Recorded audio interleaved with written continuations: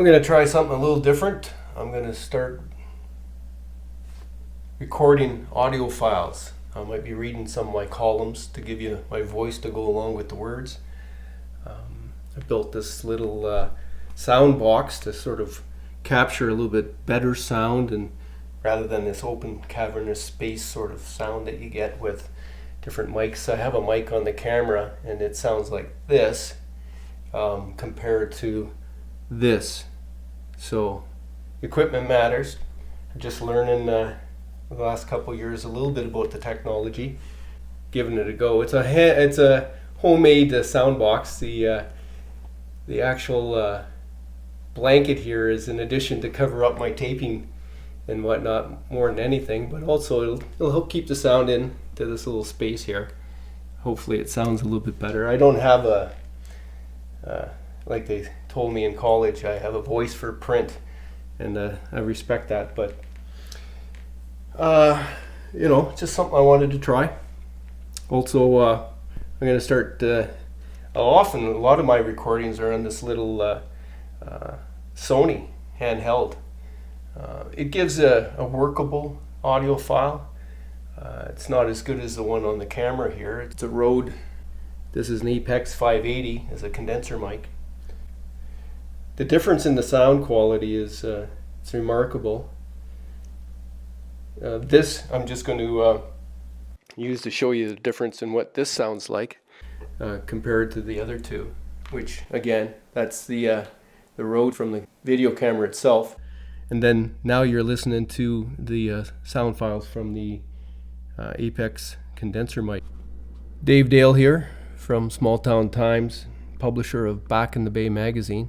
Today I'm reading from the works of Jack London, my favorite author, who wrote the first books that I read right through. Call of the Wild, White Fang. I became a bit of a bookworm when I was probably grade 4 and 5. 11 and 12 years old.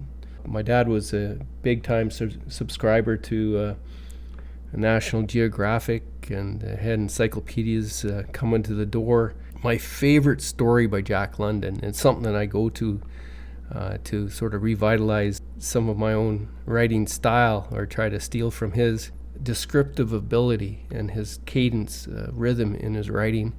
The book I'm actually reading from I got from Arnie Hakla's collection after he died. Arnie was a colorful character when I came to the Nugget. He had his own sort of Jack London-ish life. So I was given this book after he passed away from his collection. And in it is, of course, my favorite story by Jack London. It's called To Build a Fire. He travels fastest who travels alone, but not after the frost has dropped below 50 degrees or more. The Yukon Code. Day had broken cold and gray, exceedingly cold and gray, when the man turned aside from the main Yukon Trail and climbed the high earth bank, where a dim and light-traveled trail led eastward through the fat spruce timberland. It was a steep bank, and he paused for a breath at the top, excusing the act to himself by looking at his watch. It was 9 o'clock. There was no sun or a hint of sun, though there was not a cloud in the sky. It was a clear day, and yet there seemed an intangible pall over the face of things, a subtle gloom that made the day dark, and that was due to the absence of the sun. The fact did not worry the man. He was used to the lack of sun. It had been days since he had seen the sun, and he knew that a few more days must pass before the cheerful orb due south would just peep above the skyline and dip immediately from view. The man flung a look back along the way he had come. The Yukon lay a mile wide and hidden under 3 feet of ice. On top of this ice were as many feet of snow.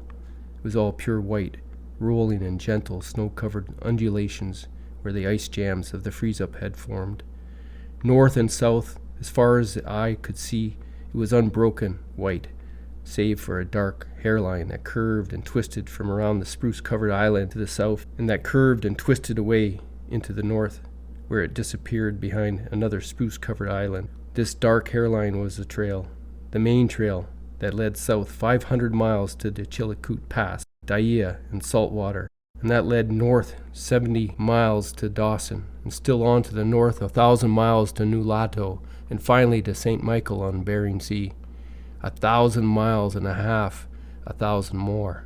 But all this, the mysterious far-reaching hairline trail, the absence of sun from the sky, the tremendous cold, and the strangeness and weirdness of it all, made no impression on the man. It was not because he was long used to it. He was a newcomer to land, a Cheechako, and this was his first winter.